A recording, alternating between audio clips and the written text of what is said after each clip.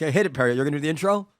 Well, Okay. you can welcome and I'll do the Good bio. evening, everybody. Welcome to Live from the Table. My name is Noam Dworman. I'm the host of the podcast. I'm the owner of the Comedy Cellar, and Dan Nannerman is not here tonight, but we're going to have the best introduction ever by Periel Aschenbrand. Go ahead. Our guest tonight. However this turns out, don't tune out, okay? Go ahead. Because it's just a little, you're not good at this. Go ahead. Go ahead.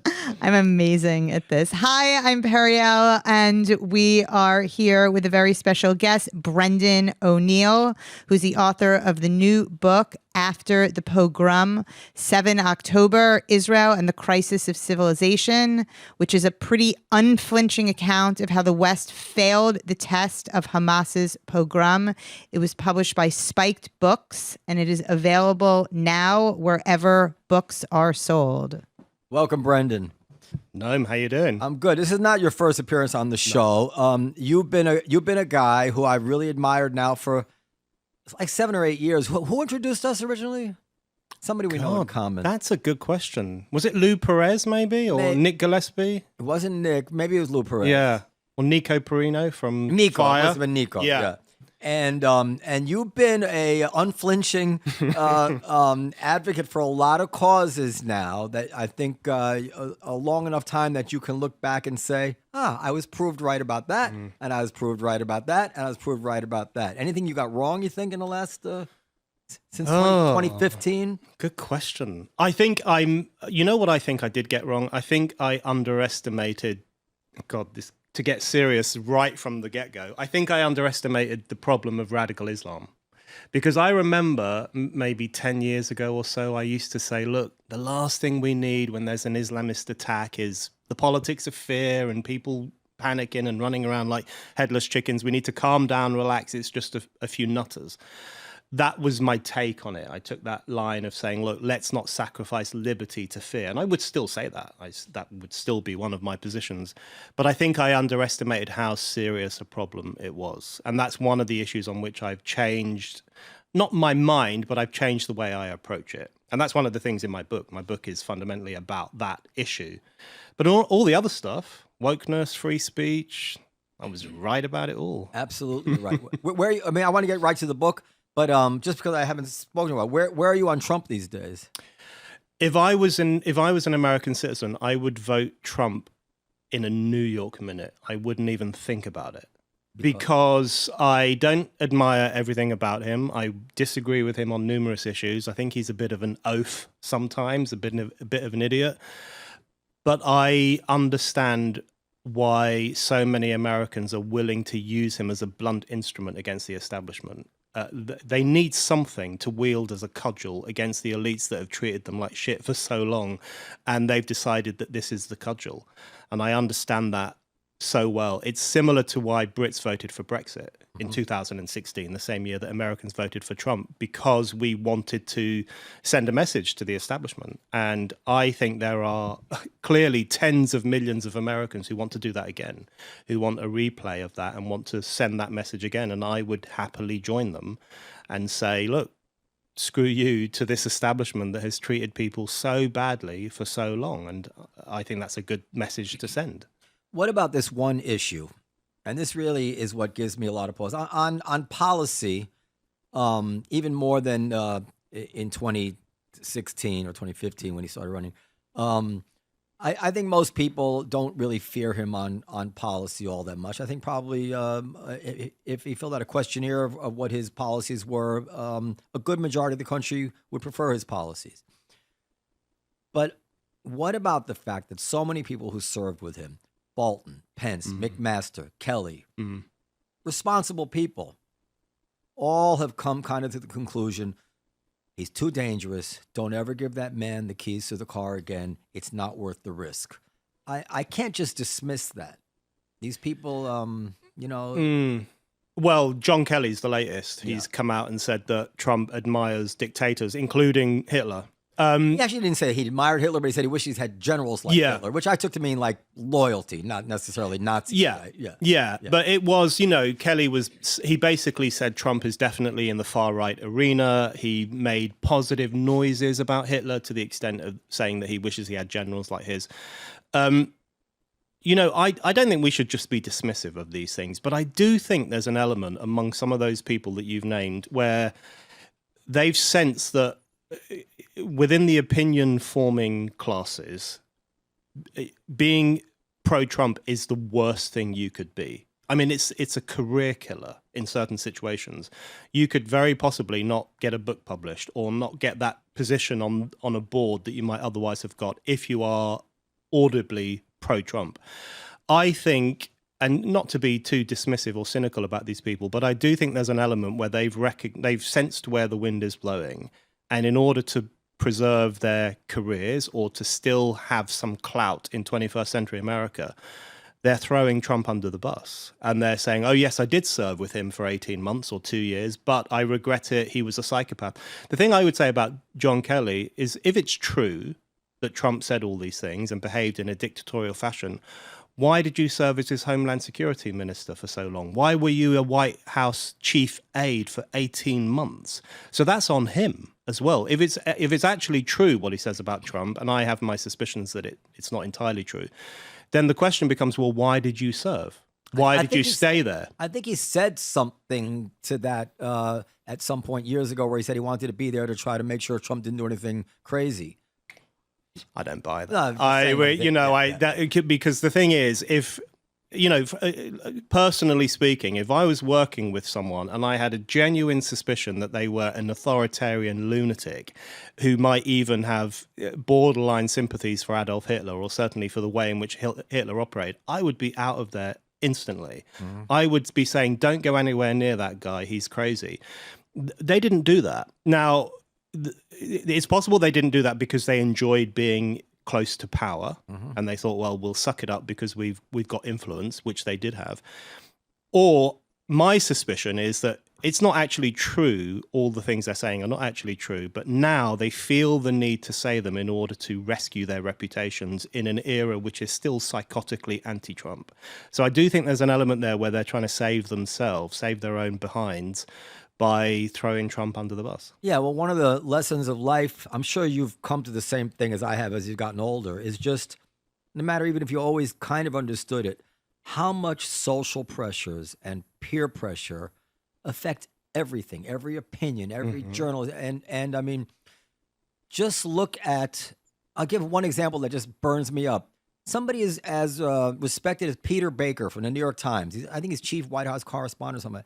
He's out there tweeting about how Trump said he's going to be a dictator on day one. You know this? Have you ever seen the video? Yeah. Trump does his interview with Sean Hannity, and clearly joking, barely containing a smile, says, "Yeah, I'm going to be a dictator on day one. I'm going to close the border and drill for oil, and then I'll be done. But I'm going to be a dictator on day one." That nobody could possibly take this seriously as a threat, right? And the New York Times, with a straight face, and he repeats it over and over, says, Trump, who said he'll be a dictator on day one. And within his social circles, he's lauded for this. There's no price to be paid for being completely dishonest. As a matter of fact, the price to be paid would be if he actually said, come on, Trump was joking. Yeah. So he toes the line. Yeah. All the people who covered for Kamala Harris, they all knew, for Joe Biden, they all knew. I don't want to say he's senile. I don't know what he is. But they all knew he wasn't the best Biden ever that they claimed he was. They all knew he was having gaps. And as soon as he finally dropped out, or maybe right after that debate, like 20 or 30 examples came to light, right? And I think it was Mark Halpern said, we all wondered how the press could cover for Franklin Roosevelt and cover up his wheelchair. Yeah. Now we know. Now you know. And now they're covering for Kamala Harris about her lack of intelligence. It's the exact same cover, right? I feel sorry for Joe Biden. I flip between feeling angry with him for various things he's done and feeling sorry for him because of the way he's been treated. Because, just imagine how sinister the establishment is. Because for months and months and months, in fact, for a year or two, more than that, they told us he was perfectly fine. They said that Best Biden ever. the best Biden ever. He's more lucid than ever. He makes sense. He knows exactly what's going on. And they said that anyone who says otherwise, that's a far-right talking point. And they openly said this. They openly said that those videos of him wandering around in confusion were fakes. Cheap fakes. Cheap fakes. And anyone promoting them is a far-right idiot. And you're just going along with the fascist drift on Twitter or whatever they were saying. But they knew the truth. They knew the truth, which is that he's unwell. And as someone who has recently in his family, I've had experience of people with dementia. I don't know if that's what he's got, but I do know some of the signs of it, some of the early signs of it. I know what it entails. I've had intimate experience of it. And it's a very serious condition, which deserves a lot of sympathy and support. But instead, what they were doing with him, and he seems to me to have something of that ilk. What they were doing to him, they were lying about it in public and saying it's not true, it's bullshit. If you say this, you're a fascist or you're far right. And behind the scenes, they were presumably just saying, I don't know, go to sleep, Joe, we'll deal with it. And they were running the show on his behalf. So there's that kind of very cynical usurping of the elected president by the bureaucracy, essentially. That is what happened. So it was profoundly cynical and disturbing. And then when it suddenly became clear in that CNN debate where Joe, God bless him, really screwed up because he was just very confused or very tired. There was something wrong with him. And he fluffed up his lines and he got confused and so on. Then they said, oh, okay, right. He is a problem and we need to get rid of him. We need to unceremoniously elbow him out of power and replace him in an incredibly undemocratic fashion with Kamala Harris. So then they shifted into the opposite mode where they said, now we are the truth tellers. We know the truth about Joe and we're going to push him out of power. People keep saying that Jill Biden is really furious and she's stomping around like a Lady Macbeth about what's been done to her husband. I fully understand why she would be doing that. The way they've treated him, they lied about his problems to begin with, and then they just pushed him out of the White House and they got Kamala to stand in for him instead. Whoever is masterminding all of that, the behind-the-scenes people, the bureaucracy, the elites that we don't really see, the names we don't really know, they are, I think, among the most sinister people in America in the 21st century. You think there's people pulling the strings behind the scenes? Because I don't. Well, I don't mean it in a conspiratorial way. I don't think they are kind of rubbing their hands with glee and plotting out their plans. I think it's probably very opportunistic. It's probably quite instinctive. It's a day-to-day thing where they respond to news events or they respond to developments or they respond to the CNN debate, whatever it might be. So I'm not saying that they are puppeteers, like, incredibly sinister people who know what they're doing. Yeah, nothing like that. I think it's very instinctive and opportunistic, but it is undemocratic and it is ruthless. It is so ruthless what they do. And I think they do it because they are desperate to stay in power, and they might be desperate to stay in power because they think they've got good things to do for the country. Maybe that's an understandable reason to want to stay in power, but it is unquestionable that they have behaved in a ruthless and undemocratic way. Well, so this issue of peer pressure and wanting to be invited to the cocktail parties and wanting to stay in good standing with your friends, this is really has a lot to do with what's going on with the war and the reaction to Israel. So let's just get to your book. Your book is fantastic. I didn't read the entire thing cover to cover. I read like the first third or half of each chapter to try to prepare for the interview. But I thought a good way to approach it. By the way, you and Scott Galway, do you know who he is? No, I don't know that. He's a podcaster and NYU professor as well. You guys are really voices of just brave clarity on this issue. I just heard him today as I was driving in, talking to Dan Senor, but I've heard him before. And, I really admire your courage. I'm Jewish, and I don't even have the nerve sometimes to speak my mind the way you do. And we're very lucky to have an advocate like you. So so the book is called After the Pogrom, 7 October Israel, A Crisis of Civilization. So let's start there. Why is this not just limited to Israel? Why is this a crisis of civilization, Western civilization, I presume? Yeah, well, thank you for those comments, firstly. I think, well, just bringing it from the last discussion to this one, one of the reasons why the fascism accusations against Trump no longer land for me, and I'm sure for many other people, because people have been comparing Trump to Hitler since 2016, and Kamala Harris has done it this week, today, on the back of the John Kelly comments. I think the reason they're not landing anymore is because over the past year, since 7th of October 2023, we've actually seen something that does have the whiff of fascism to it. And it's not come from Trump or his supporters. It's come from people who hate Trump. It's come from the radical left. It's come from the campus left. It's come from certain members of the commentariat. It's come from certain members of the political class who responded to Hamas's pogrom of 7th of October by engaging in a form of Israelophobia that teetered on the brink all the time of outright anti-Semitism. And we've seen people at the Gaza encampment in Columbia University referring to Israel as the pigs of the earth, which is a blatantly anti-Semitic term. We've seen them harassing Jewish students, telling Jewish students to fuck off back to Poland. We've seen them waving flags showing the swastika mangled with a Star of David.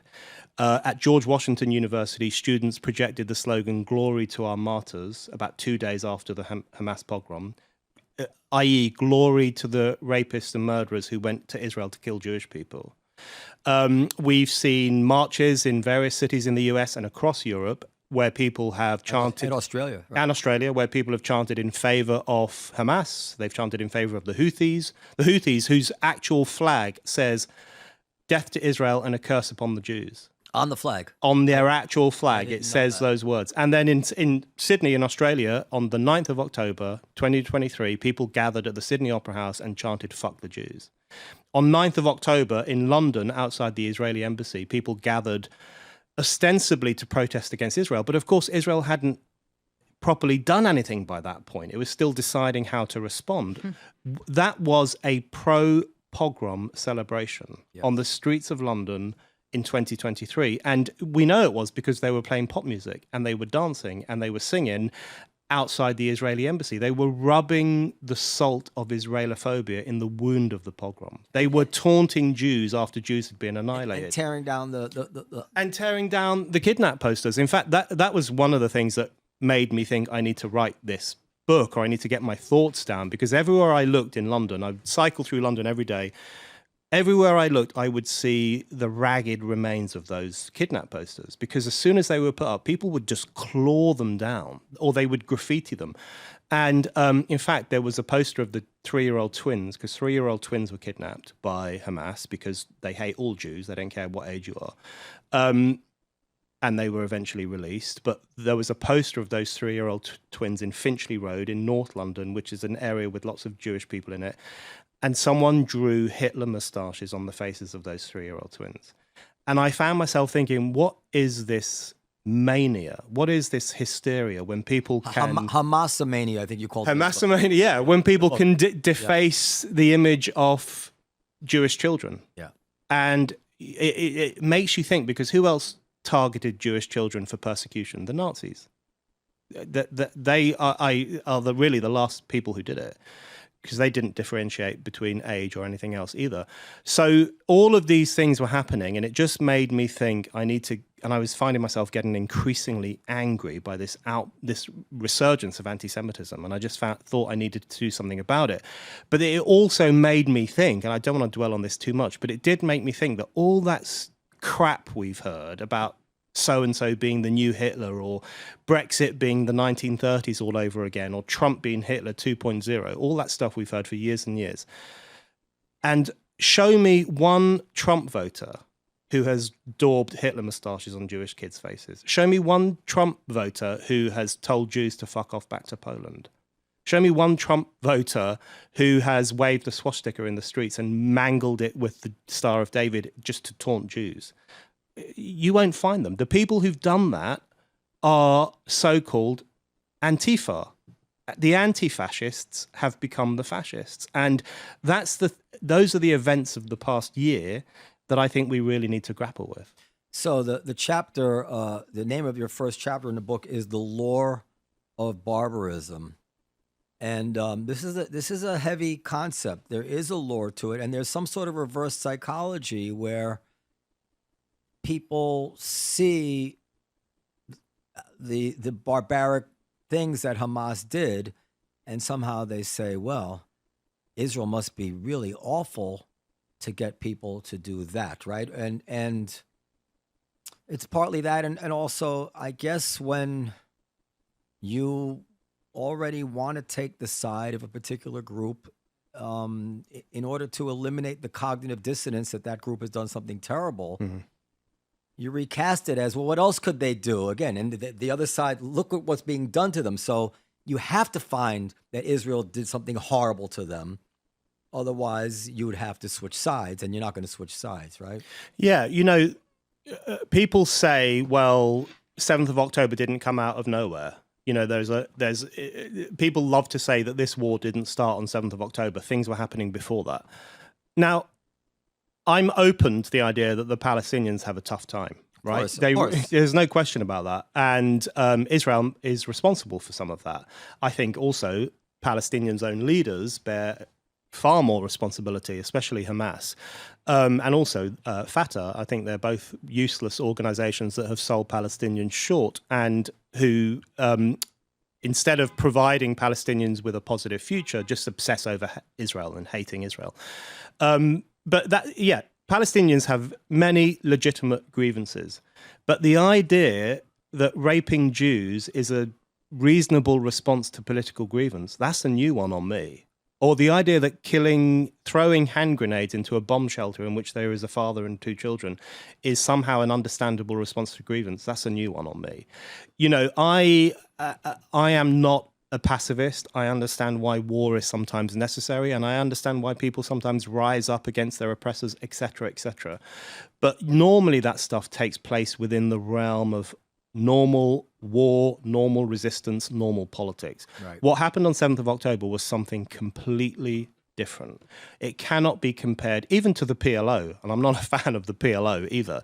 It cannot be compared to those movements even. It was something very different. And the German novelist Herta Müller, she said this wasn't mass murder, this wasn't terrorism, this was a complete break with civilization. And it was. They not only did they go into Israel to murder Jews, and they murdered 1,200 of them, most of them were Jews. They filmed it, they shared it online, they phoned their parents to boast about how many Jews they'd killed. Have you seen those videos, by the way? I've seen the 46-minute film or whatever it is that the IDF made. Yeah, it's unimaginable, and it was a pogrom, and that's why I called my book After the Pogrom. And I get a lot of flack when I call it a pogrom, and I insist on calling it a pogrom all the time. And I get a lot of flack for that because leftists will say, well, that's not accurate because the pogroms in Europe in the 1940s and going back hundreds of years were carried out by powerful groups against Jews who were not powerful, whereas in this case, it was the people without power, the Palestinians, carrying it out against the Jewish state. I don't buy that. I don't buy that for 1 minute. If you go into southern Israel, which was predominantly civilians, especially the Nova Music Festival, which was just young people, unarmed, dancing in the desert, and you rape people and mutilate people and murder people on the basis of their race, that is a pogrom. And it was as bad, and in fact worse, than some of the pogroms that we saw in Europe in the 1940s, when the Nazis gave the nod to local communities going in to kill Jews. It was the same thing. It was the same dynamic. And people's unwillingness to recognize that, I think, is part of the problem. Well, if you've seen those videos, I don't know if your reaction was the same as mine, but what I cannot forget is the rapture, the happiness, the joy, to use Kamala Harris's phrase, of the pleasure they were taking in these murders. It wasn't the graphic nature of the murders like I thought I was going to see something terrible, but somehow the graphic nature, except for the grenades that threw into those children, for some reason that was very, very hard to take. The rest of it looked like just seen in movies and stuff. But the rapture that these people had and the Allah Akbar, while this can't be explained. I couldn't explain that. I can't. That's something I didn't know it could exist. Yeah, It is extraordinary, and it is. It was like a cult. It was something you would think a cult. Yeah. And I don't think we've ever seen anything like that, actually. I mean, we know that things like that happen. We know that things like that occur when people take not only murder, but take pleasure from it. We know of this, but I don't think we've ever seen it on that scale before, or we've never seen it recorded like that before. Because they recorded their crimes for posterity. And the thing is, this is what is so interesting to me, and this is why my book is really about the Western response rather than about the event itself. Because I think there was probably an element within Hamas's mind at some deep, probably quite instinctive level, where they thought to themselves, how will the world respond to this? And I think there will have been a recognition on their part that the world would not respond very well, because it's fashionable to hate Israel. It's fashionable to feel pity for Palestinians and to absolve them of responsibility even for the things that they do. And I think they were banking on that. And that is what happened. So what happened is that people saw these crimes, heard about these crimes, heard that Jewish men, women, and children were murdered. And almost instantaneously, people in the West made excuses for it. Or they said, well, what do you expect? What did Israel expect? So 31 student societies at Harvard University on 7th of October itself, while it was still happening, issued a statement saying this is entirely Israel's fault. Just think about this. Jewish women at the Nova Music Festival were being raped while those students put that statement out. While these students who live in eye-watering privilege on the leafy lawns of Harvard, who bang on endlessly about the problem of victim blaming, issued a statement basically saying she had it coming. Yeah. These people being raped, these people being murdered, these Israelis, these citizens of the most evil state in the world, they had it coming. That's what they were saying. Wasn't it in your book where you said these are the same people who if somebody brushed somebody's knee by accident, they would scream "Me too"? Yeah. And now they were saying, well, exactly. Yeah. And you and I've talked that was your book, right? Yeah, that's right. Yeah. You and I have talked about Me Too before, and you know, one of the things about Me Too that I had a bit of a problem with was the idea that every accusation of assault has to be instantly believed. The reason I have a problem with that is because I believe in, not because I disbelieve women, but because I believe in due process. And I think everyone has the right to be presumed innocent until proven guilty, regardless of what they're accused of. The other problem I had with Me Too is that there was a collapsing together of everything from the brushing of the knee or the drunken come on at a bar right through to sexual assault and rape. Everything was mashed together in an unhelpful way. But what was interesting about on the 8th of October, 2023, all of that went out the window. Yeah. Believe women disappeared. It evaporated into thin air. And in fact, even if you find them naked from the waist down with blood around their genitals, we don't know what happened. That's not enough. You know, on the 6th of October, 2023, it was enough for a woman to say, I got felt up by someone. You had to believe them straight away. Otherwise, you were a misogynistic prick. On the 8th of October, 2023, you could see footage of a woman stripped from the waist down, murdered, butchered, her pelvic bones broken, and that wasn't enough. So the turnaround it was just extraordinary. And in fact, I make this point in my book, we went from a situation where we were encouraged to believe women to a situation where we were encouraged to believe fascists. There's the slogan of the left now, they would never say it out loud, but their slogan now is believe fascists, because they took the word of Hamas. Hamas strenuously denied the accusations of sexual assault. Of course they would, because they probably have some element of shame. And Israel did not help themselves at all by the fact that some of the things that were claimed turned out not to be true. So there's some ambulance driver. There were certain claims, outlandish ones, which did seem to fall apart. But the UN looked into it, right? And they found the evidence was overwhelming. And as you and some of the evidence should have been obvious, you know. Yeah. Well, you know, chapter 3 of my book is called Lying Jews, and I once wrote some of that chapter in a Starbucks in London, and someone looked over my shoulder and just saw the word lying Jews. That wasn't helpful. But that chapter really looks at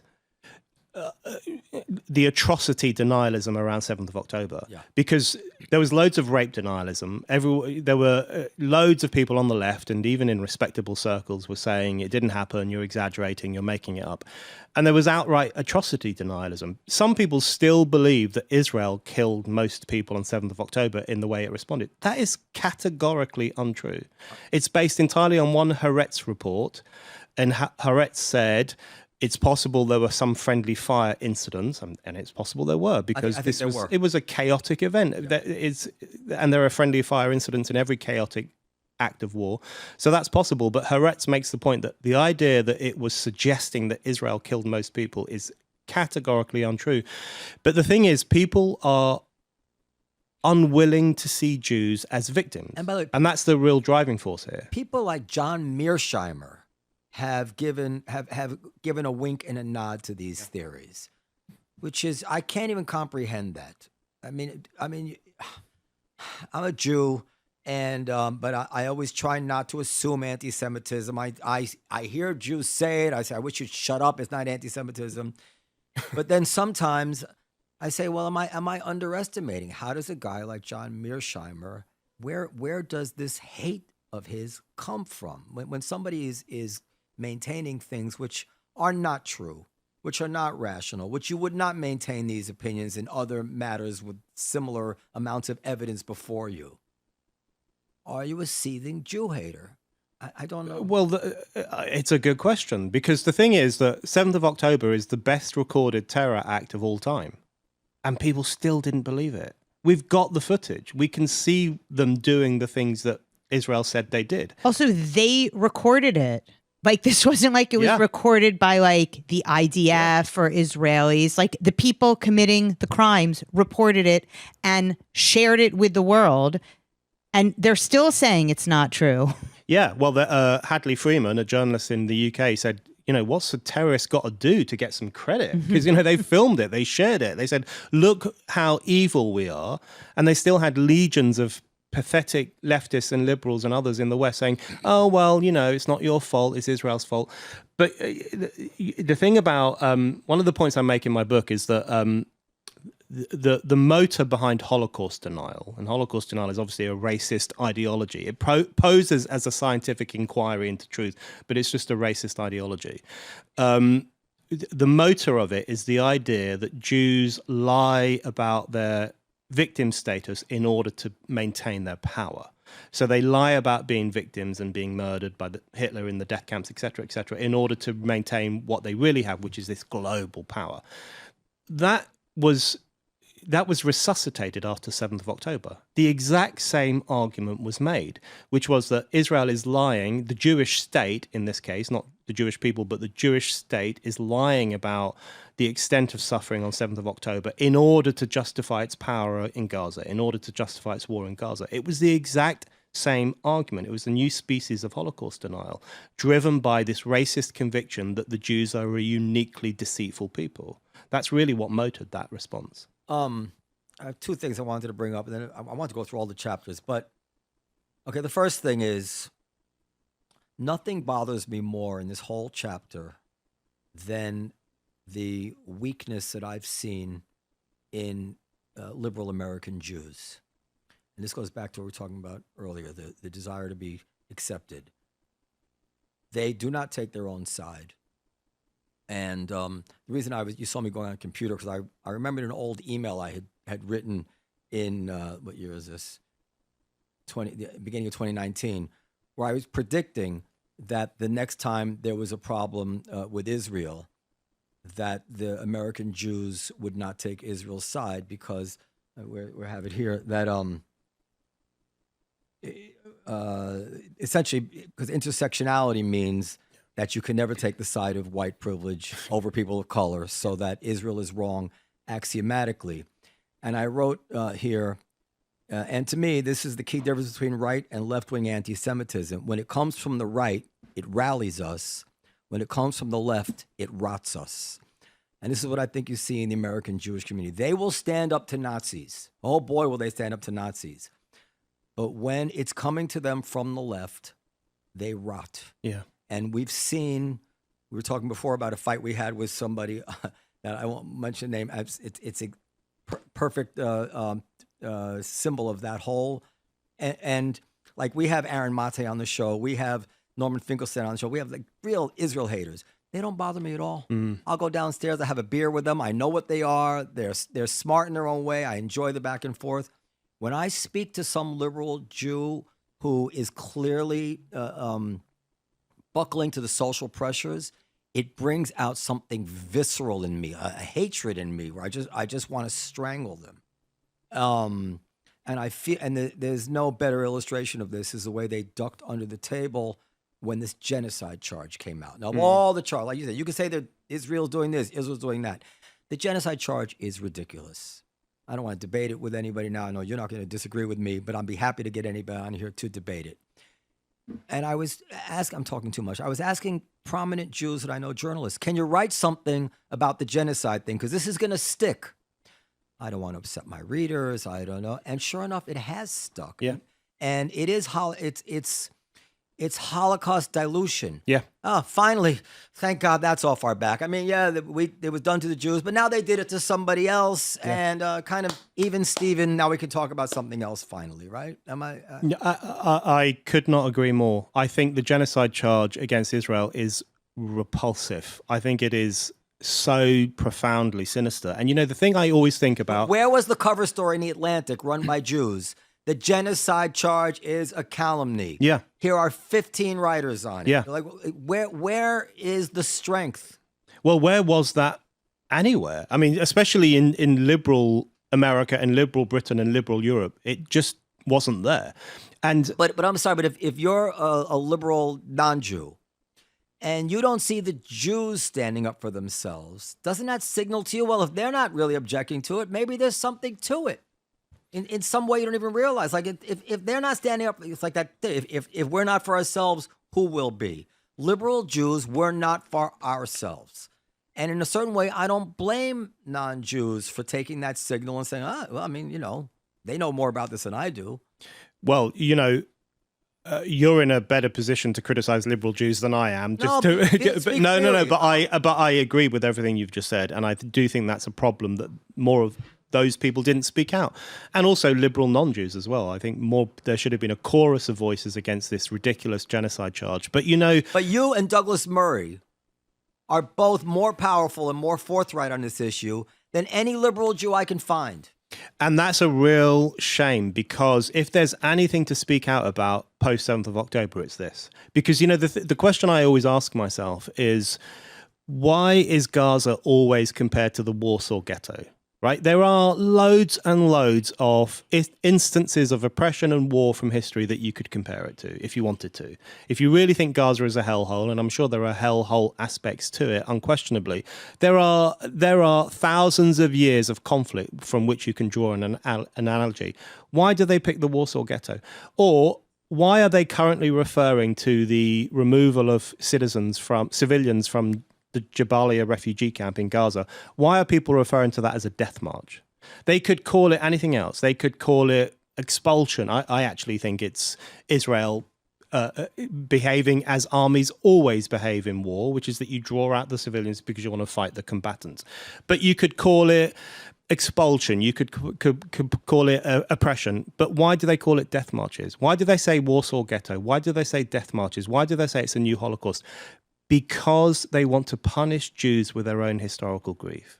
That is the entire aim of it.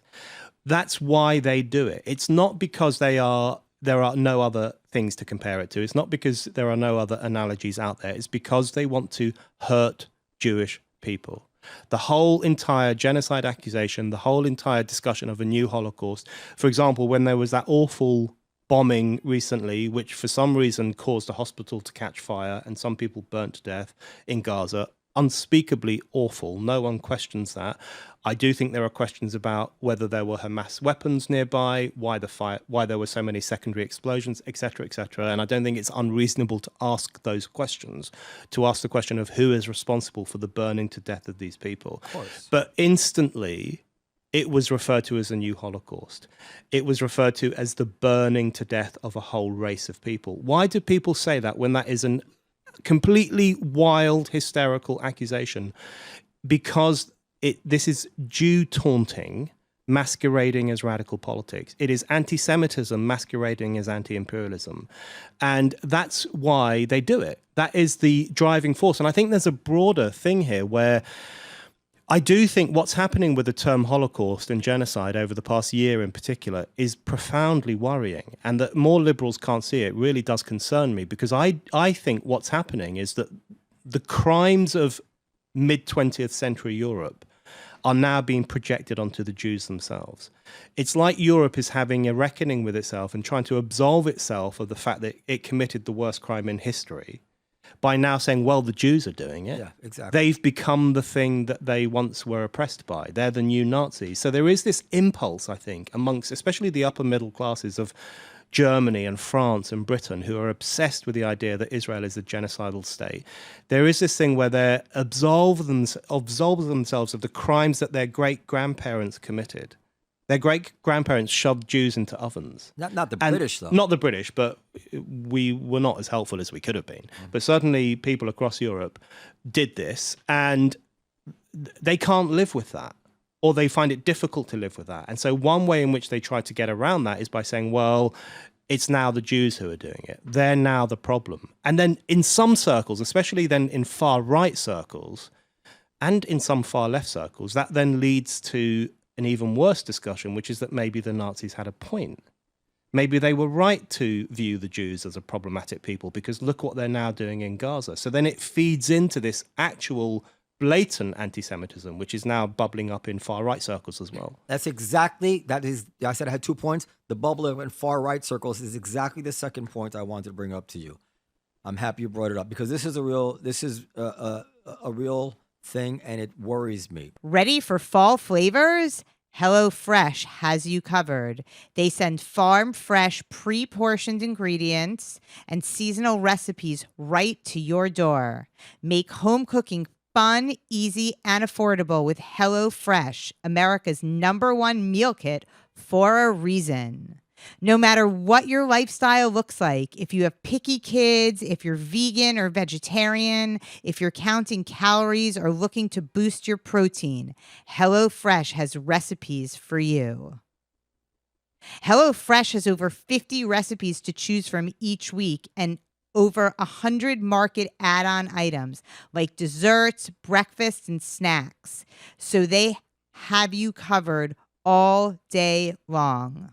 Get 10 free meals at HelloFresh.com/free seller. Applied across 7 boxes, new subscribers only, varies by plan. That's 10 HelloFresh meals just by going to HelloFresh.com/free seller. Darryl Cooper, who I'm friendly with, had this interview with Tucker Carlson, where he talked about Churchill being installed by Zionists who wanted him in charge at this point in time. So that was it. You heard that whole controversy, right? But more has come out since then. I interviewed Darryl Cooper, and what he told me was that this was an argument taken from David Irving's book. Yep. David Irving is, the ultimate Holocaust denier. Yep. So when he was asked about why Churchill, what was the motivation, Darryl took the argument from David Irving's book. Well, that's news enough. But then he also said, well, Tucker was kind of trying to pull this out of me. And then I looked at Daryl's Substack, and he made reference to the fact that the night before they had dinner together, he and Tucker, where they discussed Churchill. So I think it's very clear here that they had discussed this argument the night before, because there's no other way that Tucker would have even known what he thought in order to bring it out of him. Tucker had to have known that Darryl had this David Irving argument that he thought was credible. And Tucker wanted to inject this argument into the bloodstream of America and the world in a way. What the hell is that? It's horrible. It's horrific. That's what it is. Let's be frank. David Irving is a racist piece of shit. Yeah. And that's not just my personal opinion. That's the opinion of the High Court in London, because of Irving was denying the Holocaust for a long time in his writing, and he was writing sympathetically about Hitler. He started off as a legitimate historian and ended up as an anti-Semite. And then Deborah Lipstadt, who's one of my heroes. She's amazing. She's amazing. She's now the chief anti-Semitism warrior for the government here, which I think if anyone deserves a position like that, it's her. I've had the privilege of interviewing her a couple of times about her work on Holocaust denial and about her defense of freedom of speech. David Irving was arrested in Austria, I think, Yes. years ago. Tucker makes, actually in that same interview, Tucker makes an oblique reference of, well, you know, they arrest people in Austria for saying this kind of stuff. He never mentioned was David Irving. Yeah. So I Googled, I said, who was arrested in Austria? David Irving. David Irving. And, you know, he was arrested in Austria for denying the Holocaust. It's illegal in Austria and it's illegal in Germany. I'm a free speech fanatic. We don't think he should have been arrested. Yeah. But And so it's different. At that time, I interviewed Deborah Lipstadt for the BBC in the UK, and she said he shouldn't be arrested. Because she's a heroic person who, even though he tried to destroy her by suing her for libel, which would have ruined her career, she's still willing to defend his freedom to spread lies. In that case, he sued her for libel in London. He lost, and the judge said, okay, I've now weighed up all the evidence, then you're an anti-Semite. You're a racist. So there you go, and his career was over. So if Daryl Cooper is relying on the arguments of someone like David Irving, that is really worrying. If Tucker Carlson is then talking to Daryl Cooper and wallowing in all this crap, that's worrying too. But you know, the thing about Daryl Cooper, I just don't buy this bollocks about Churchill being the real villain of the Second World War. I got many criticisms of Churchill. But listen, if it's Churchill versus Hitler, I'm on Churchill's side all day long. Let's be reasonable about this. Controversial position. Yeah, it's so shocking. These days it is quite controversial. But you know the thing. To be fair to Daryl, he walked it back. He said he made it. Hey, listen, you can watch my interview with him. I have my faults of Daryl and my criticisms of Daryl. But Daryl's small potatoes. Tucker is one seat away from Donald Trump. And, you know, and it's a whole blob. Tucker praises Alex Jones. Alex Jones says that the Jews killed John F. Kennedy. J.D. Vance says Alex Jones is right about a lot of things. So you can see it all forming into a dangerous, as I said, entity, a dangerous entity. I think that's absolutely right. And, you know, the thing about Cooper that worried me most, I mean, I listened to the Tucker interview. I wrote a piece about it. And I think it's mostly crap. And I think the argument that the Jews died in the camps because the Nazis were disorganized, that is Holocaust denial, right? Because you are denying the intent behind the Holocaust. The intent behind the Holocaust was the destruction of the Jewish people. It was an accident. The idea that it was an accident is a species of Holocaust denial. And maybe Cooper doesn't understand that. I'm willing to give him the benefit of the doubt that he doesn't recognize that, but it is a species of it, in my view. But the thing that worried me most about Cooper, he did a tweet, which he then deleted, but it's still out there, where he had a picture of Hitler walking through Paris after the Nazis conquered it, next to a picture of that ridiculous Olympics opening ceremony in Paris this year where there was trans people, the Last Supper and all that crap. And he said something like, preferable in every way. Yeah, this image on the left is preferable in every way to the image on the right. That's really messed up. Because in my view, the image on the right of the stupid Last Supper thing, which I hated, I thought it was awful, that is obviously preferable in every way to the other one. Because the other one was a Jew murdering machine conquering one of the great republics of all time and suppressing its people and shipping its Jews out to be murdered in the east of Europe. I would take a trans virtue signaling Last Supper over that any day of the week, as would 99.9% of people. So it's those kinds of things that worry me. But I think you're absolutely right that, you know, I focus a lot on the far left and the mainstream left because I think they have a lot of clout and influence and their arguments are very problematic. And since 7th of October, they've made excuses for a pogrom.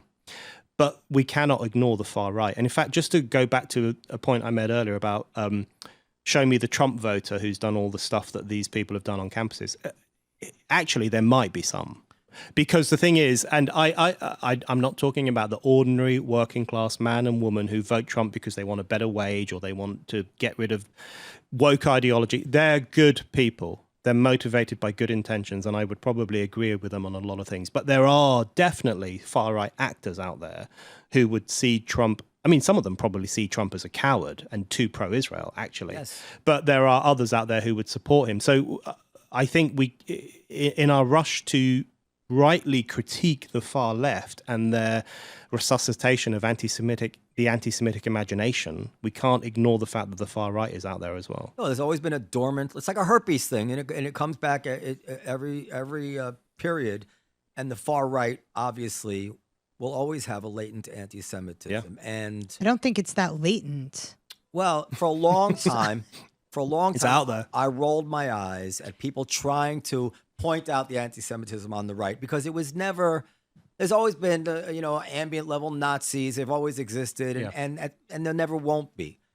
But in terms of the people who had influence, the right really was not anti-Semitic. As a matter of fact, as I used to tell you, the right was the bulwark of support for Israel and for Jews, while the Jews enjoyed, like I used to compare it to Jack Nicholson. You want me on that wall, that movie? Yeah. Like the Jews, we wanted all the right-wing crazies on that wall so we could indulge ourselves, our left-wing id in the Democratic Party and all the social justice stuff. Who was worrying about the Jews? Oh, the fundamentalist Christians, the neocons, everybody on the right.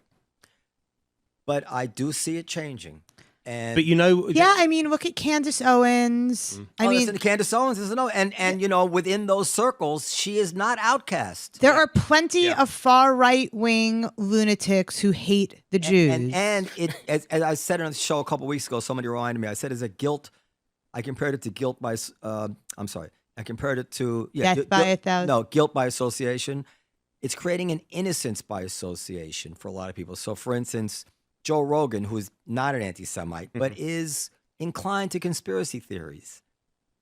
A lot of these people go on his show now, and they become sanitized in a certain way because if Candace Owens and Alex Jones are allowed in polite company on the Joe Rogan show, and Joe Rogan is pals with the comedians who work here, and also, well, how bad could she be? Yeah. She's very bad. she's awful. It doesn't get worse. She's a fucking lunatic. But the thing is, But she's provided some cover now. this is the thing, what I find really interesting about the past year, you're absolutely right. There's always been far right nutters around, and they're usually anti-Semitic. That's their thing, and in fact, they usually hate the Jews more than anyone else. That's absolutely right. One of the conspiracy theories doing the rounds of the far right at the moment, and it's been doing the rounds of the far right for a long time actually, is they hate blacks, they hate Indian immigrants, they are racist. They hate Jews Scumbags. more. But the thing is, We're responsible for the blacks. they blame the Jews for all that as well because you people brought them over on the slave ships. You people are the organizers of the ideology of multiculturalism. You're bringing these people to weaken the white race. That's the new conspiracy theory. So they hate Jews above all others.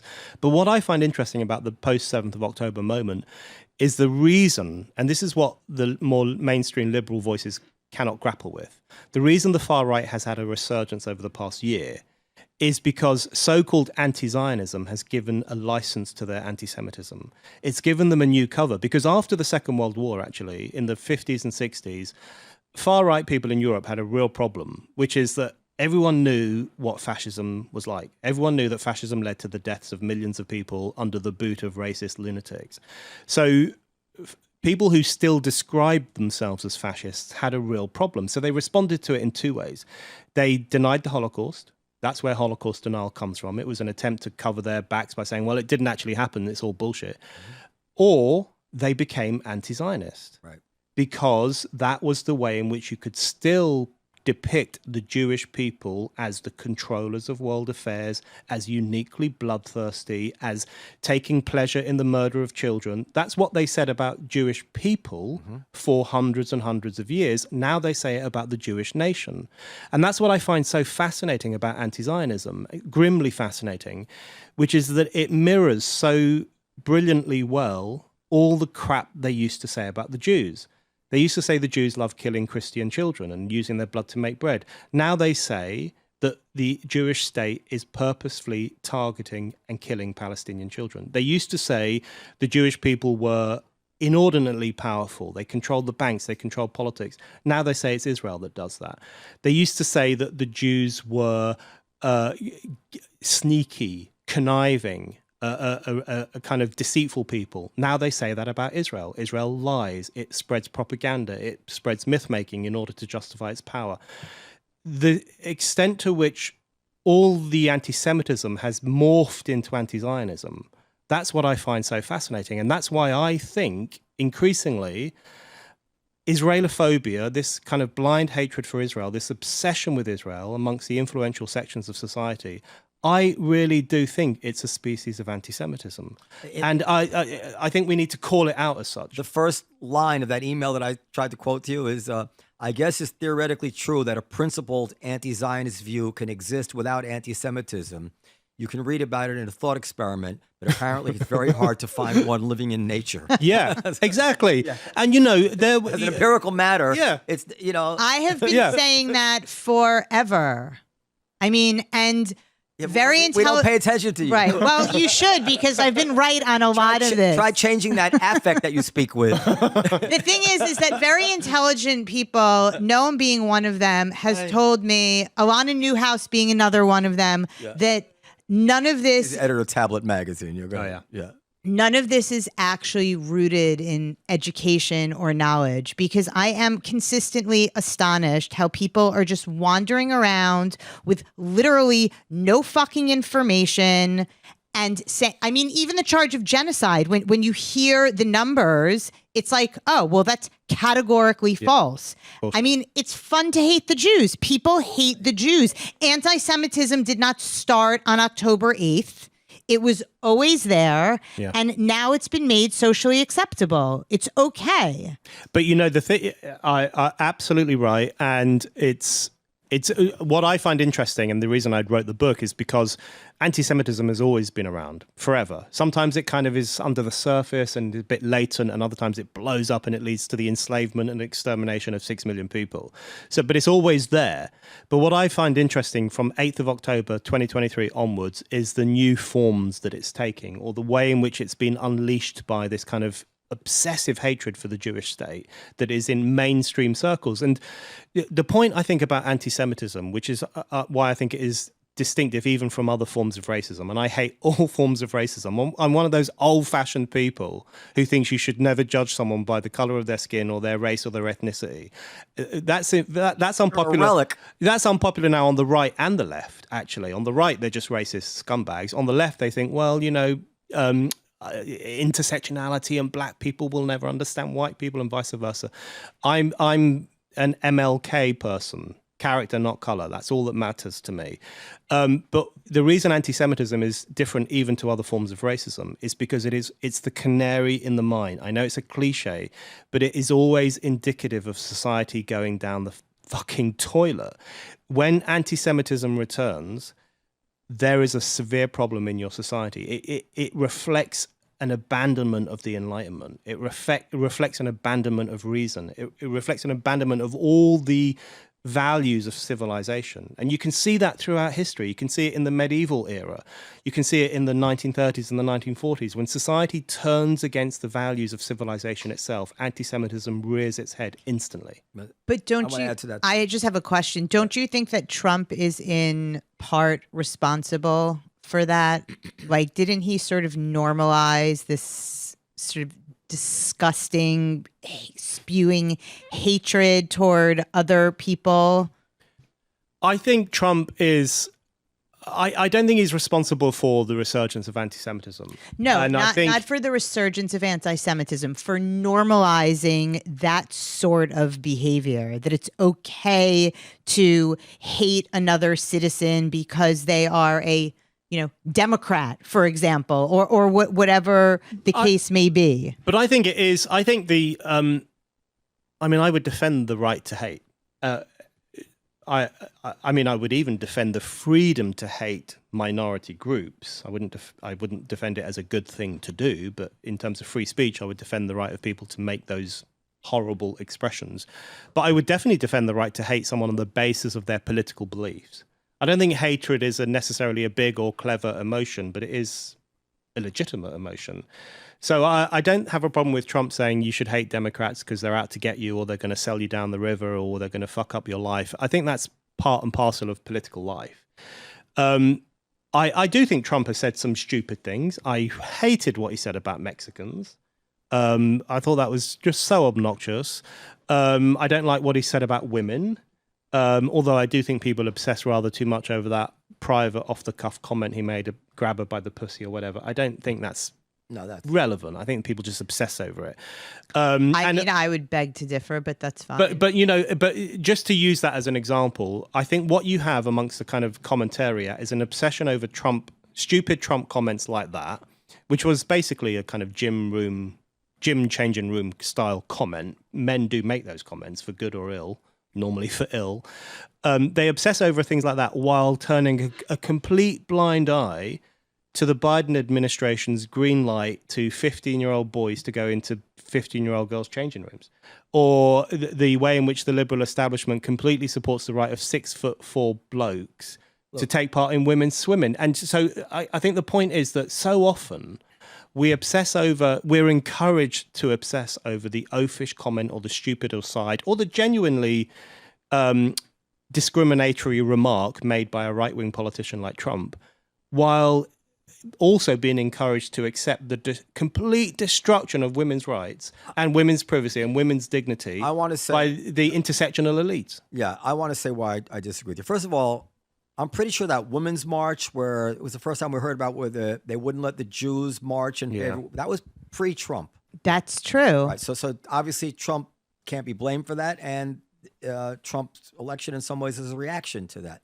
But I'm going to tell you what I think the difference is. I've said this before. It goes back to what he said about Martin Luther King.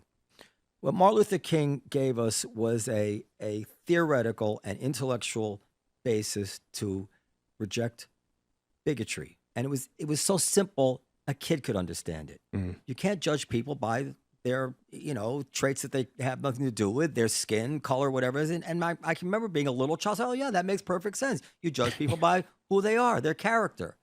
And what the left did is they said, no. It's actually good to start judging people by their skin color, by their ethnicity, by who they want to have sex with. The only thing you have to be careful about is who you judge that way. Yeah. And it's okay to judge these people, not these people. It was a totally convoluted, make it up as you go along, rationalization for bigotry. And all the guardrails, the theoretical guardrails, the intellectual guardrails, the intellectual basis for rejecting bigotry were torn down. Now it's a free-for-all. If you can come up with some theory as to why it's okay to target them, go ahead. And of course, the theories are always bullshit. So why can't you hate Jews? Right-wing people, except for they can tell you why you can't hate Jews, because it's wrong to judge people by their immutable characteristics. Left-wing people can no longer tell you. They no longer have a basis to tell you why anti-Semitism is wrong. But you follow? There is no longer a theoretical basis. If they did this in the past, or if they have privilege, by all means, get them. Yeah. And so you give people, and now you can take your ugly, retrograde urge for bullying and take all your hate. You can dress it up as righteousness, and then have at it. Now you're a good guy for being an anti-Semite, and that's what these kids in college campuses think. They think they're good. They're proud of it. We're doing God's work. Yeah. That's what my anti-Semitism is. They deserve it. But, it's, the politics of identity is I think, the key source of the new anti-Semitism. Now, this is not to deny far-right anti-Semitism. It's not to deny that there are probably even people in the Trump sphere who are discriminatory or hateful towards Jewish people. I'm sure that's all true. But the new anti-Semitism we're seeing, I think, is a direct product of intersectionality. Because what that does, you're absolutely right, it resuscitates bigotry. It gives it the sheen of political correctness or the gloss of wokeness or whatever. But it directly resuscitates anti-Semitic hatred, because what it does, it divides people according to race, according to ethnicity. It says some people are oppressed and therefore worthy, some people are privileged and therefore bad. And it depicts the Jews as the most privileged. In fact, they refer to the Jews not only as white, but as hyper white.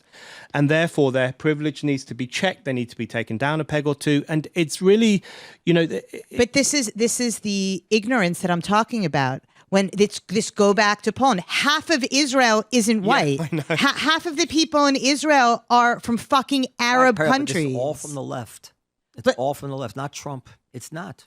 I mean, I don't think that at this point it even matters whether it was your point. That's what I'm saying. It's really not Trump. Trump is responsible for the vulgar. That's what I'm talking about. The about. normalization of vulgarity. Yeah, that's in our what politics. Okay, so then you agree with me. That's what I was saying. That Trump made it okay to be that. But this idea that Jews are white, is the most inaccurate sort of characterization of American Jews, but look, even Israel, Arab Jews. From Iran, Iraq, Yemen. It's insane. It's ridiculous. And why are they in Africa? Why are they in Israel? Because they got kicked out of those countries. No one ever talks about that. Everyone talks about the Nakba, which is essentially the consequences of the defeat of the Arab side in the Arab-Israeli war. But no one talks about why so many Jews are in Israel. Do you have 5 more minutes? Yeah. Okay, so I just want to say about the Nakba because, and then I want to ask you one more question. I didn't know actually that much about the Arab-Israeli conflict before October 7th. I thought I did, but I really didn't. And one thing I took for granted was kind of a sympathy for the Nakba. What they're suffering now is a Nakba. As I look at the Nakba now, the 1947 and 48, I made the point before that, first of all, the entire world was taking out their battles on civilians at that point. It was completely normalized in Japan, in Germany. It was open season on civilians. So that's just important to keep in mind. You had people there closer to the Holocaust than we are now to COVID. That's how recently they had gone through this. And then there's a partition and 5 Arab armies attack. And you don't know, and everybody's a soldier essentially, right? There really is a 5th column living down the block from you. And what was the Nakba? In one way or another, let's assume the worst of it. They expelled, well, it wasn't all expelled, but let's just say they expelled 700,000 people from their neighborhoods. And what did they expel them to? They pushed them over the line into their own land, into their own country. They didn't push them to a foreign country. Say, listen, you're all attacking us. We've been through this. It is a war of genocide. You actually said, Benny Morris has it, drive the Jews into the sea. There's just no way we can live together. We're pushing you out over the line, and you're going to be now in your part of the country. This is maybe illegal. I don't even know. It's hard to imagine how you wouldn't do that, but this is the kind of thing that you handle with money. Okay. We moved people in this country to build highways.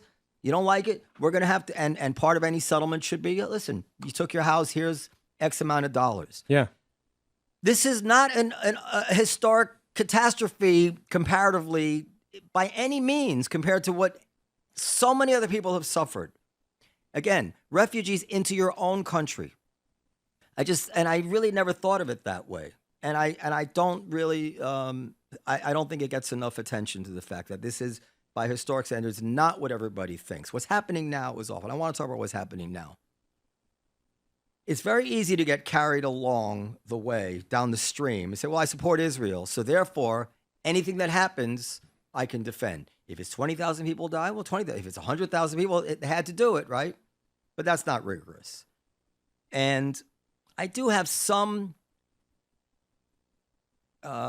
respect for the argument from time to time because I've used it in business and say, listen, this is not okay. Stop telling me you have to do that because I'm not going to accept that. So go back to the drawing board and figure out another solution because I'm not going to go for that. And almost every time people do go back to the drawing board and do come up with another solution. So I have some respect for the Glenn Lowerys of the world who are saying, listen, I don't know. But I don't know. They never separate the terrorists from the civilians. But let's say it's 30,000 civilians. Let's just say, But you cannot convince me that you had to kill 30,000 people. So there must have been another way. Go back to the drawing board and figure it out. Have you? Because I can't comprehend war. I mean, do you have children? No. But you have family, you have children, and it's just, it's easy to just, again, it's the mirror image of what I described before. It's easy to say, well, we're right, so I guess they had it coming to them. I can't think about that, but you have to think about it. You have to think about it again and again and again and again, even if that's what it has to be.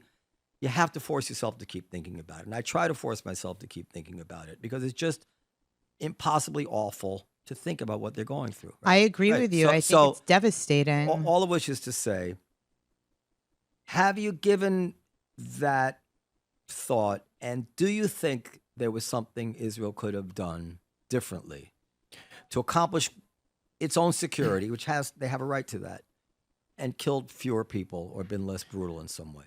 Well, I don't know the answer to that question. The thing is, I think one should never be cavalier about war. And anyone who's saying, well, fuck Palestine, we had to do it, I think that's wrong. Even people who support Israel, and I support Israel, especially, in fact, people who support Israel need to think very seriously about what Israel is doing and whether it could be different and so on. But I just my view is that it does come down to a question of principle before it comes down to the question of practical application, because there are wars in history that caused massive amounts of destruction, including to civilian life, that I would support. So the American Civil War, for example, people think civilian casualties is a modern phenomenon of bombs and so on, but there were civilian casualties, many of them in the American Civil War. Before that, much worse. Much worse. And before that, in the English Civil War in the 1640s, thousands and thousands of people died. But that was a war that had to be fought because that was the war that dragged Britain from absolute monarchy towards democracy. The consequences of that war for future generations was incalculably good. I would say the same about elements of the Second World War. I would say that many, many German civilians died tragically in the attacks on Germany, but we had to defeat the Nazis because their threat to civilization was profound. I do feel similarly about Israel's war on Hamas. This is a war that has to be fought. And the thing I think always worth bearing in mind is that awful things are happening in the war. There's no question. I think I want the war to stop, which is one of the reasons I hate Hamas so much, is that they started this infernal war by bringing the pogrom to Israel. And now they're continuing the war by refusing to surrender and by hiding themselves among civilians. So they bear ultimate moral responsibility for the war, although Israel, of course, needs to think all the time about what it's doing. But I do think it's worth bearing in mind that the depiction of this war as uniquely cruel and uniquely bloody, I think is untrue. And I do think there's an element in the media depiction of it, and even the media obsession with it. The media is talking about nothing else. Who knows that there was a war between Azerbaijan and Armenia 3 years ago in which 6,000 people died? No one, literally, you could ask 100 people on the streets outside here, no one would know. No, you discuss this in your book. Yeah, 6,000 people. That's a lot of people. Yeah. Or who cares? Or Syria. Syria, right? Bashar al-Assad. I mean, hundreds of thousands of people. And some of them were killed by Hezbollah. Yemen, Sudan. And many of the people killed in Syria, thousands of them were Palestinians. And the pro-Palestinian lobby don't give a damn about them. So I do the American kids on campus. Yeah, they don't give a damn. So this obsessive focus on Israel is problematic for two reasons. Firstly, because I think it distorts people's understanding of the war, which is that it is awful, but it's a relatively normal war. Right. That's the honest truth. And the second problem with it is that it very easily tips over into bigotry. Because if you start to see the world's only Jewish nation as the most cruel nation, you start to see the world's only Jewish state as the wickedest state, you are going to very quickly start to see Jewish people like that. And I think that's the real lesson of the fallout from 7th of October. The hatred for Israel quite quickly crosses over into a suspicion or even a hatred for Jewish people. And that's one of the things that more liberal voices in the West really need to guard against. It's a perfect storm of an insidious, difficult thing for Israel to explain, because when you compare it to the Nazis, well, the Nazis had a big army and they're threatening to overrun Europe, and that's easier to understand. You say, well, Hamas, I mean, everybody says if only Israel hadn't taken their eye off the ball, like what threat could Hamas be, right? And there's something to that, except that it's not just Hamas. It's the Houthis and Iran and Hezbollah and how they're all seeing each other, and the idea that deterrence is necessary, and that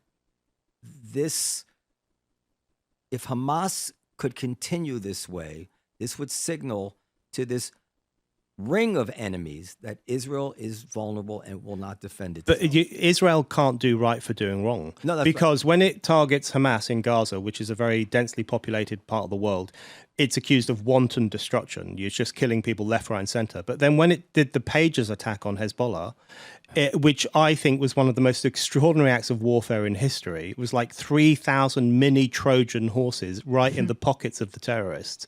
Then it was still accused of, this is terrorism, this is an outrage, a couple of innocent people were killed alongside the terrorists.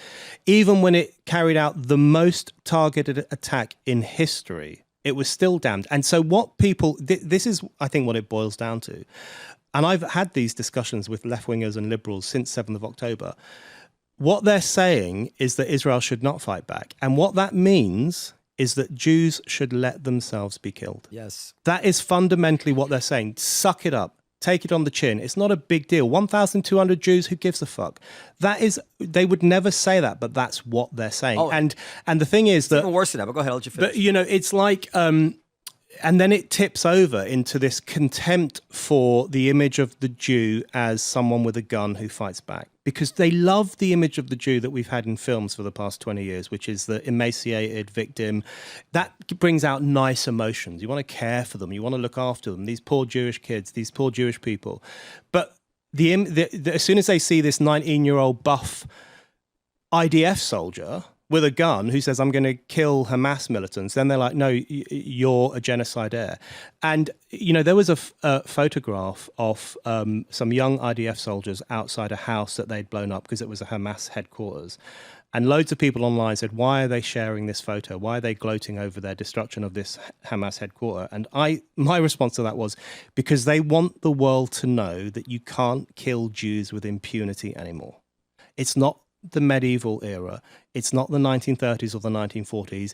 You no longer get rewarded by the church or encouraged by the government to kill Jews. Today, if you kill Jews, there are consequences. You will have your head caved in like Simwar did. There will be a war. There will be a response. And I genuinely think that is an incredibly important message to send to the world. It's necessary, because if all was peaceful in the Middle East, except for Hamas, it would be different, because then Israel would actually not have an existential threat there. Yeah. But in reality, I believe Israel is more threatened, certainly the United States ever was in the 40s, and probably even, it's comparable to what England was facing, because they are surrounded by enemies, and these enemies can no longer be, the formula of deterrence has failed. One of the reasons Israel thought it was safe is because they would never do that, because they know what we do to them. Yeah. Now Israel realizes, it doesn't matter if they know what we do to them. They'll still do it. And now Iran is 2 weeks away from weapons-grade uranium.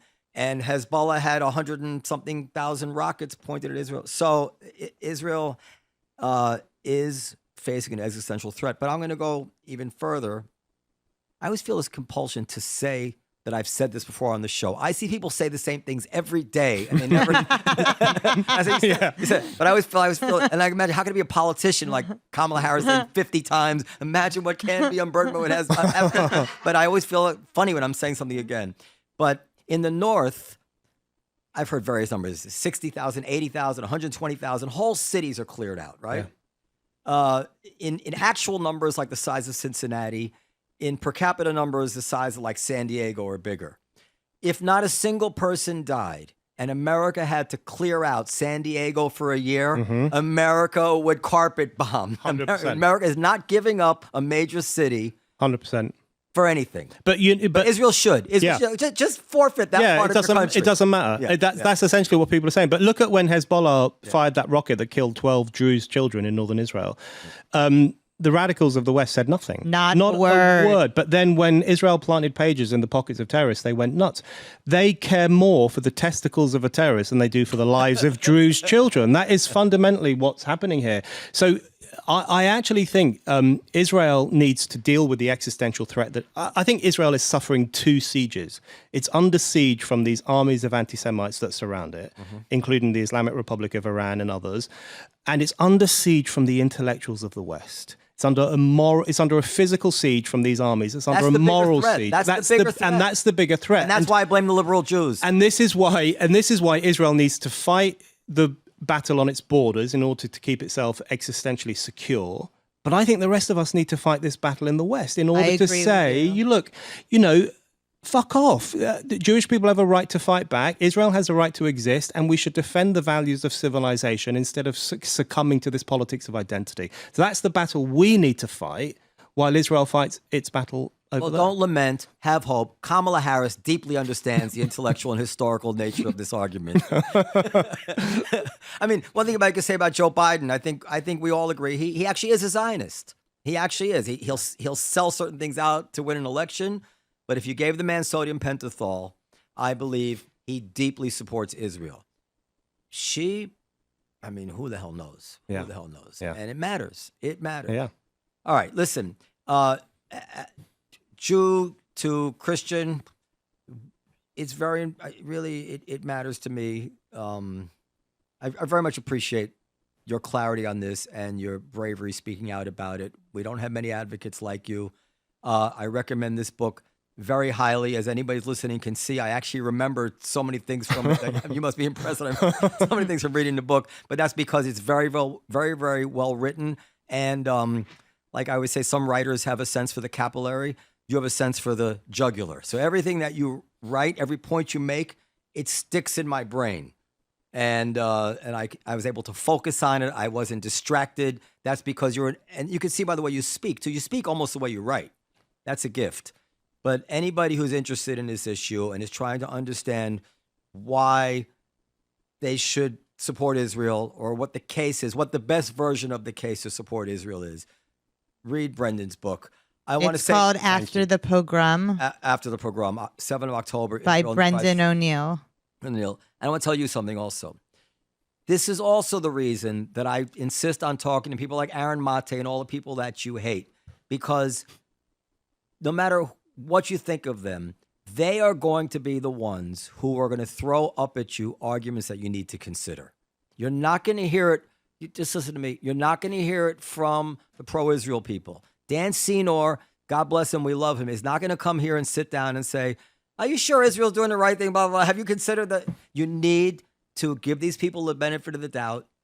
I absolutely do not need to give these people the benefit of the doubt. I can learn those arguments very well, and I agree. Wait a second. Let me respond. And these people have been right about certain things. When there was this whole thing about the 40 baby heads and the Aaron Mates and that's irrelevant. Max Blumenthal was saying no 40 baby heads. I'm like, I think they're probably right. It doesn't matter. That stuff is irrelevant. I admire and respect being intellectually honest and rigorous. Okay, neither side is intellectually honest. That's what you need to understand. Our side, on average, is no more honest than their side. First of all, I'm that's how people are. Everybody spins. What I'm saying is, I do not feel any need to fraternize with people who are just intellectually and morally corrupt and bankrupt. And I have seen it time and time again, and so have you. So don't feed me that bullshit. Focus your resentment on our own people. This is the example I always give. When a customer complains that I've been waiting 30 minutes for my hummus. I say to myself, no. I know they've only been waiting probably 15 minutes. But they're right. They're right. But they don't want to take the chance of giving me 15 minutes because they don't know if I'll think 15 minutes is quite long. Like if you're going to complain about something, you spin it in your own favor. Everybody does that.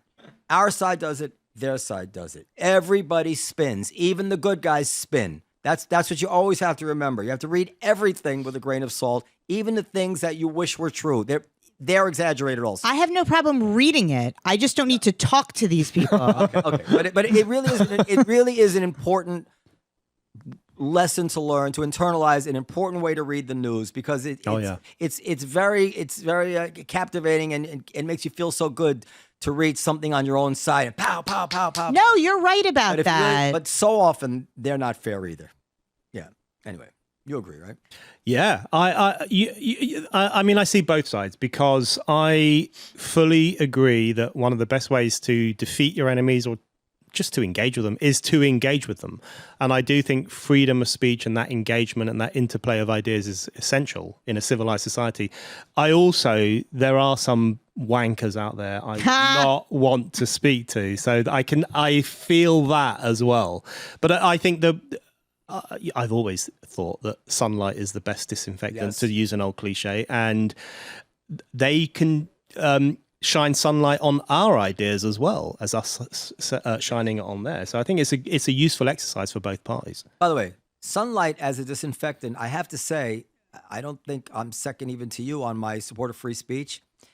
I have to admit, it's not working. Something is going wrong in the new technological age with the marketplace of ideas, where Candace Owens is one of the top 5 or top 10 voices in the country now, where people who were saying that Tucker Carlson, UFOs are really satanic aliens, whatever. No, something is, I mean, hopefully we will, as a society, learn to adjust to it, and cyclically we will then rehabilitate our marketplace. Yeah, but it's not working. No, but when people are immune to sunlight, and that goes for our side as well, it's proof that they are stuck in a rabbit hole or stuck in an echo chamber. They refuse to countenance any other view. But you mentioned Rogan earlier. Rogan's not one of those people. And I was on Rogan earlier this year, and we had this long argument about Israel-Palestine. And he was saying Israel has gone crazy, and I was defending what Israel was doing. And the amount of feedback I had on that, and I'm sure he had lots as well, from either people saying to me, I don't agree with you, but I'm listening, or people saying, I really agree, whatever. It does demonstrate that having those public discussions is not only good for you and I, the people actually doing it, but for the listeners, the audience, because it will prick something, or it will either give them the freedom to change their minds, which is one of the greatest freedoms, or it will fortify them in the beliefs they already had, whatever impact it has. These public conversations can sway not just the person you're talking to. Often they don't sway the person you're talking to, but there are loads of people out there who might think differently as a consequence, and that's always worth doing. Also, persuasion, in my experience, is not usually a sudden thing. It's a straw on the back, a straw on the back, a straw on the back. Then when you're able to change your mind without having to admit to the person, I was wrong, and at some point you emerge with a changed mind. Yeah. So you think you're not making progress with people, but actually over time you wear them down, and then they do change their mind. You have to try. All right, Brendan, thank you very much. Thank you. Buy the book, everybody. Good night. Thanks. Night.